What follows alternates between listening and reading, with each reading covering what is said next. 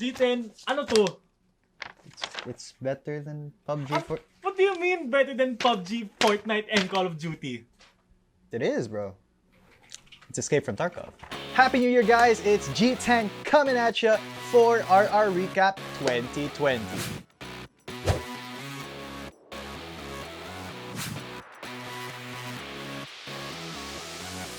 Bagong taon na, and if you're looking for a new game to sink your teeth into this 2020, maybe you've heard of Escape from Tarkov. At the end of last year, biglang lumaki yung Escape from Tarkov and it became the most viewed game on Twitch.tv. Natalo pa niya lahat ng mga favorite games natin like Fortnite, Pubg, Dota 2, League of Legends, lahat ng games on Twitch, talo niya in terms of viewership. Maraming malalaking streamers ang nag-e-enjoy ng Escape from Tarkov ngayon like Shroud. I love this game, man. I fucking love it. It's so good. Dr. Disrespect.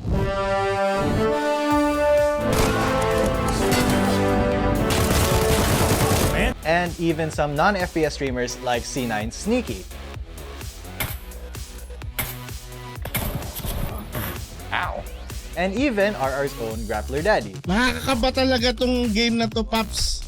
Hindi to biro-birong game kasi yung lahat ng napulot mo, pag namatay ka, wala na. Sobrang sumikat yung Escape from Tarkov and I can tell you from personal experience, it's the most fun, intense, addicting, and super satisfying game that I have ever played. So ano ba yung Escape from Tarkov? It's the most fun, intense... G10, ano nga ba? Well, Escape from Tarkov is a Russian indie first-person realistic survival looter-shooter MMO developed by Battlestate Games. Wow, ang daming categories. What that means is isa siyang FPS na may elements ng PUBG, Call of Duty, and survival games like Rust and Ark Survival Evolved na may super emphasis on realism as well as the most in-depth weapon customization ever in any video game. Speaking of ammo, sobrang daming types of ammo in the game and each one of them has their pros and cons and... G10, nag-rumble ka na naman. Focus, please. Sorry. I'm just super excited kasi I really love this game. Anyway, Escape from Tarkov is set in a post-apocalyptic region near Russia where may total economic collapse and nag-evacuate lahat ng civilians. And lahat na natitira in this zone are mga mercenaries and scavengers. You play as a private military company mercenary or as they're known in the game, PMCs, na iniwan ng company mo to survive on your own in the city of Tarkov. So there are two factions of PMCs, the Bear faction na Russian and the USEC which is American. Right now, the only gameplay difference between them is that in-game, yung mga taunts and yung communications mo, the Bears, obviously, they speak Russian, and the USECs, they speak English. Kung hindi ka nakakaintindi ng Russian, and let's face it, hindi naman tayo taga-Russia, you can play as a USEC and you can do stuff like this. Goddamn Ruskies! Say hello to my little friend! There are also scavengers or scavs that are mostly AI controlled, that are hostile to PMCs, pero pwede din sila maging players. Every time you die as a scav, your character resets and you get a different outfit, gun, and names. There are 7 maps sa Tarkov ngayon, and each game that you go into is called a raid. Each raid starts with PMCs spawning in and then they go around the map, fighting AI, fighting other players, and getting all that juicy loot. You can play solo or up to a squad of 5 people. The objectives are simple. Get loot, kill shit, and get out. May timer on each map and there's also a maximum number ng mga PMCs that can spawn into the raid. You have to reach your extract point before the timer runs out so you can get out with all of your gear and all of your loot. Hey! We did it! First of all, get loot. Just like Rust, Pubg, Borderlands, and so many other games, madaming loot in Escape from Tarkov. Every map has a lot of containers that can spawn loot, and there's also loot that you can just find randomly sitting around in the world. Sometimes may makikita kang AK that's just chilling on a table, and kung makuha mo yun, if you can take it away, sa'yo na yan. But you have to always check kung may bala pa siya. Hey! Can I loot you, please? Sobrang daming items in this game and medyo overwhelming due to the sheer number of items na pwede mong kunin and every one of them has a value, every one of them has a use.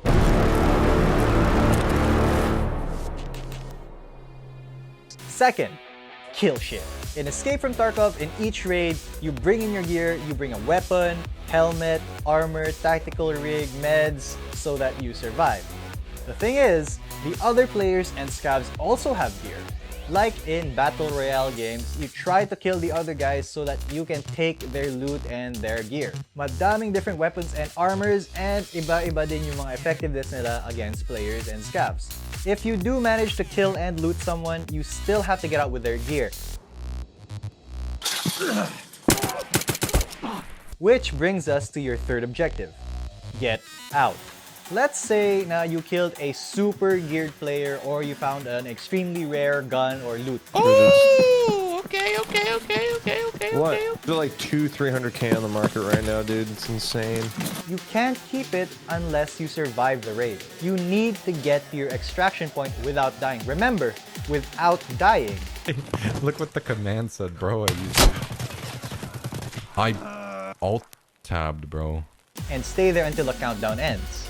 If you do manage to successfully extract, then congratulations! You get to keep all of the loot na nakuha mo in that raid. The thing about Tarkov is, winning doesn't mean being the last man standing or having the most kills. Winning is surviving. No! PMCs only spawn in at the start of the raid, and they have to bring in everything they're gonna be using: guns, armor, ammo, meds. That means na kung mapatay ka, there's a big chance na someone is going to steal all your gear. What the hell, bro? AKs for the boys, though. What is happening? But you can also play as a scav. Player scavs can spawn it at random times during the raid as long as meron pang PMC inside the raid, and they spawn in with a random set of gear. Player scavs can spawn in with rare items in their bags or even rare weapons. A scav raid is different from your PMC raids in a lot of ways, but the main difference is that hindi mo i-risk yung mga gamit ng PMC mo in that raid, and if you get out, it's free loot. Everyone has an out-of-raid inventory called a stash kung saan mo lalagay lahat ng weapons, armor, meds, ammo, money. Lahat ng items mo are in your out-of-raid stash. Whatever you loot and take out of the raid, you can use in your next raid, or you can sell it to the traders and other players. I don't want to pay $25,000 for a shoddy, man. But I will.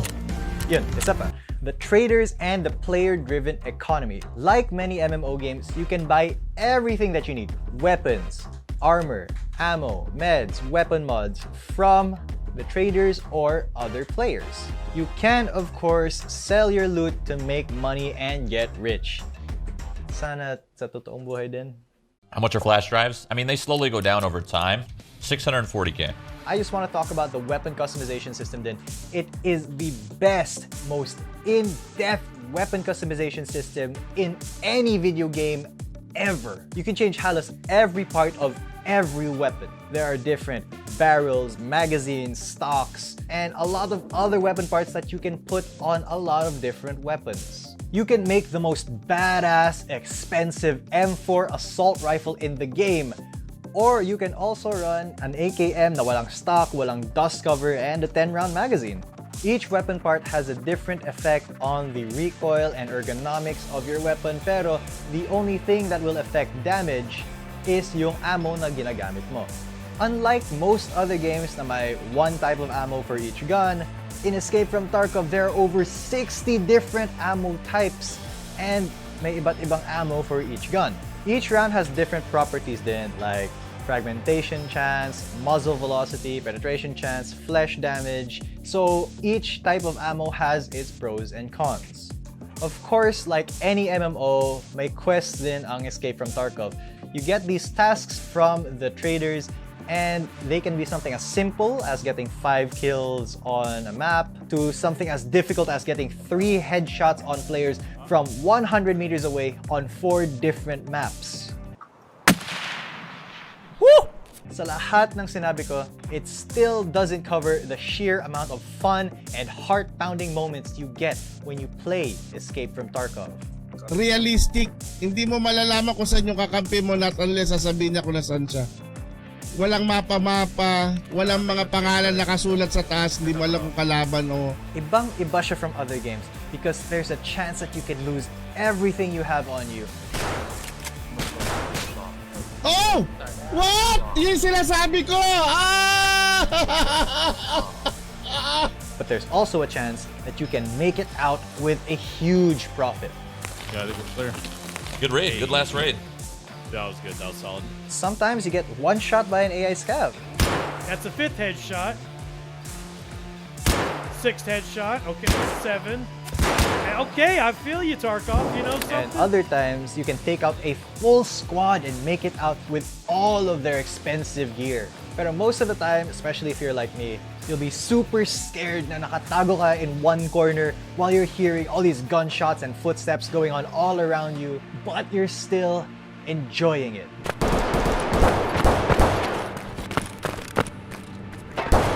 Ibang experience talaga siya. And if you haven't tried it yet, you really should. One of the best things about Tarkov din is the community. Unlike other online games, konti lang talaga yung mga toxic in the Tarkov community as long as you're not in game. Nice work, bitch. Marami ding memes and content na lumalabas for Escape from Tarkov like Balls and man, we were fucking hyped when we heard the plans. We didn't understand. and Chiki-briki, blay, chiki-briki, blay, blay. yung iba nga, sobrang addict na linalabas sila yung mga memes ng Tarkov in real life. Pero my favorite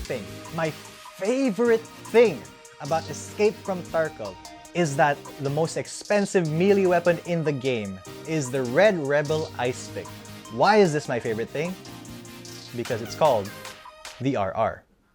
Reign supreme. Escape from Tarkov definitely gets a G10 out of 10.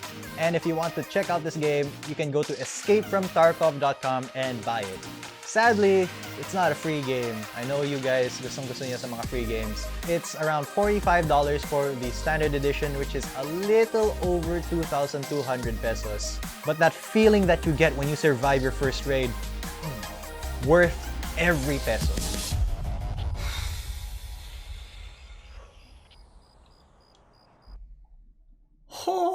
If you're looking for a new game to make your palms sweaty and your knees weak in this 2020, it's gotta be Escape from Tarkov. Stay cheeky-breaky, my friends, and good luck escaping from Tarkov. This has been G10 coming at you for RR Recap in 2020. If you like this video, subscribe to our YouTube channel, like our Facebook page, and of course, reign supreme.